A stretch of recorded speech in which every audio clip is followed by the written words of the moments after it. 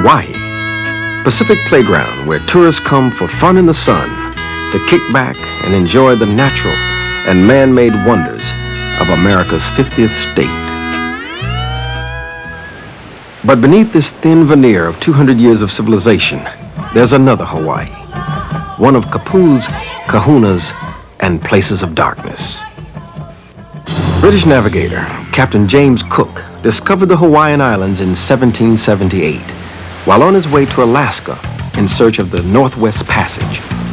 When he returned the following year, he dropped anchor in the Big Island's Kealakekua Bay, and thousands of natives flocked from nearby villages to greet his ship.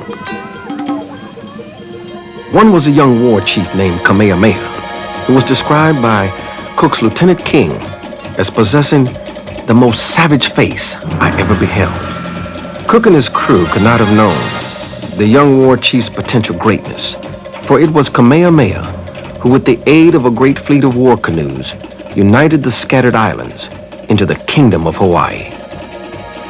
In later years, Kamehameha settled on the Big Island's Kona coast at Kailua, where he died in 1819. Upon his death, there was great mourning among the Hawaiian people. In an act called Hunakeli, Kamehameha's bones were carried from Kaialua's Kamakahonu Heiau by his trusted advisor, Huapili.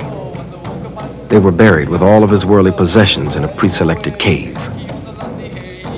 To this day, no one knows the final resting place of the mighty Kamehameha.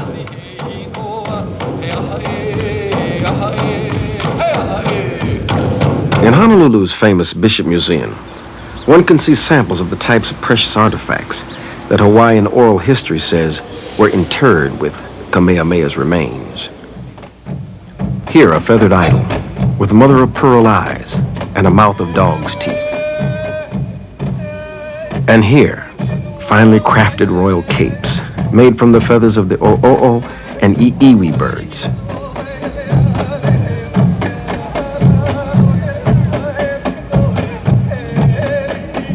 As a warrior, he could have been interred with his war helmets and awards, such as this wooden bowl studded with human teeth. Around his body would be placed fearsome images of Hawaii's ancient gods to guard him on his journey into the realm of darkness.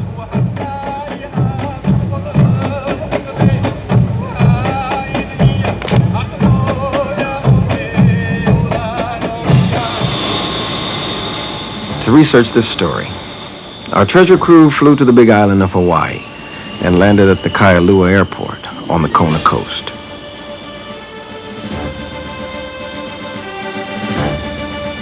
In an attempt to solve the mystery of Kamehameha's burial site, we joined Barry Demeter, who, along with his friend Brent Madden, has long been intrigued with this treasure tale.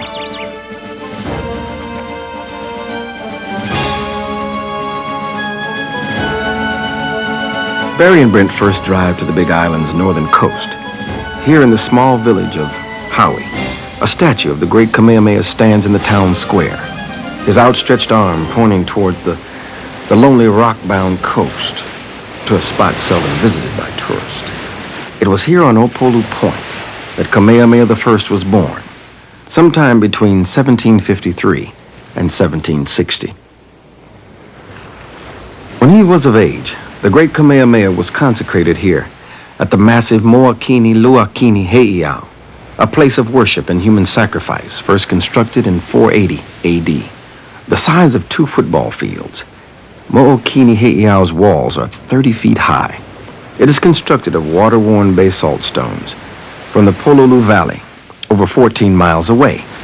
Each of the stones was passed, man to man, over the entire distance in one night by a human chain of 15 to 18,000 men. Despite 200 years of missionary influence, Hawaiians still place offerings here to the old gods, who guided their lives for over 1,500 years.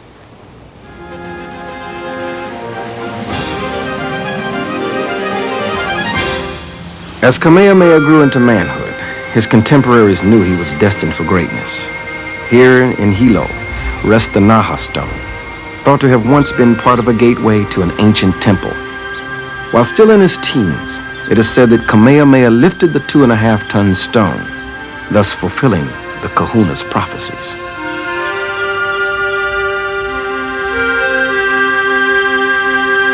From Hilo, Brenton Berry heads south to Kailua Kona. The site where the King Kamehameha Hotel now stands was once the great king's home. And here they questioned guest activities assistant Kehulani Koanui about King Kamehameha's later years. Before Kamehameha died, he moved here to Kamakuhunu, which is where the hotel is now standing. And he made this area his home for a period about 8 years. And he pretty much ruled the land and governed it through his best will. And in 1819, he had passed away. When he passed away, they had burnt his body, removed the flesh from his bones, and hid it in a secret area. The burial of Kamehameha, whoever buried him, did not tell a soul. He had his closest advisor bury his bones. And knowing how the Hawaiian people are with their royalty and how much devotion they had for the royalty, they did not speak a word. So whoever this person who had buried his bones returned to the village did not tell nobody. Therefore, I don't think anybody knows where his bones are buried. At Honokohau Harbor, Brenton Berry meet with the crew of Captain Zodiac's rafting expeditions. Jerry Scoville briefs them on the upcoming explorations. Once we come around this point, we'll be in Kealakekua Bay. This is the spot where Captain James Cook met his end. We can tie up to the monument here in honor of Cook, the circumnavigator. Tie up to the monument, we can explore the ancient Hawaiian village. We can also explore some of these burial caves. These are the spots where the Ali'i, the Hawaiian royalty, were buried. There's a really nice cave I'd like to take you into. We can take the boat right into it. With Jerry's briefing complete, the treasure team loads their gear aboard one of Captain Zodiac's large inflatable boats for the trip south along Hawaii's isolated coastline.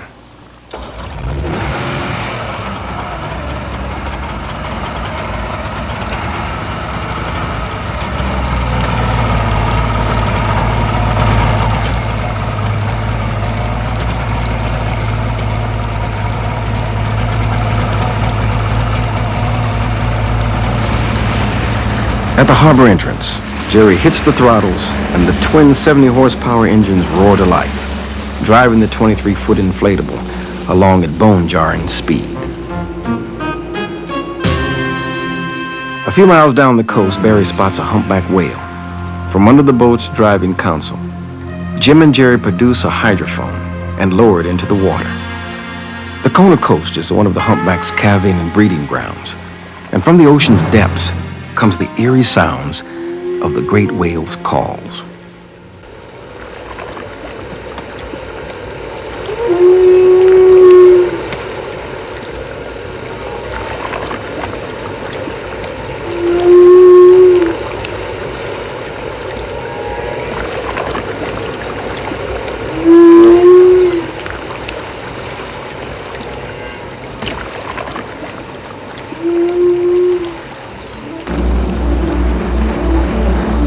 Jim Rutledge spelling Jerry at the helm, our expedition roars further south, skimming the rocky coastline.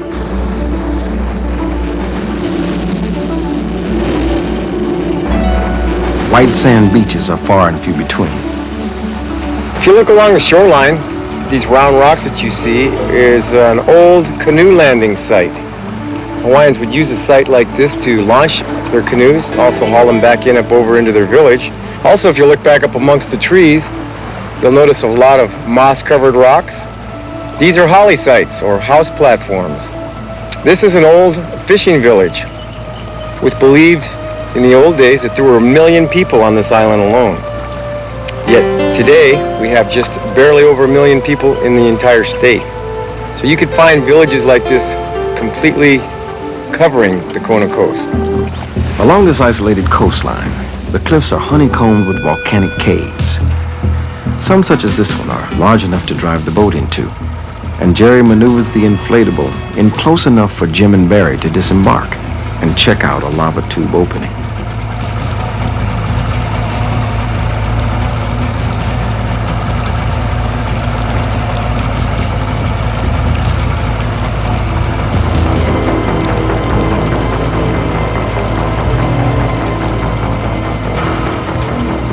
In the cave's interior, Barry discovers a hand-worked stone tool, perhaps a ponderer used to crack the shells of mollusks that are found in great profusion along the cave's tide line.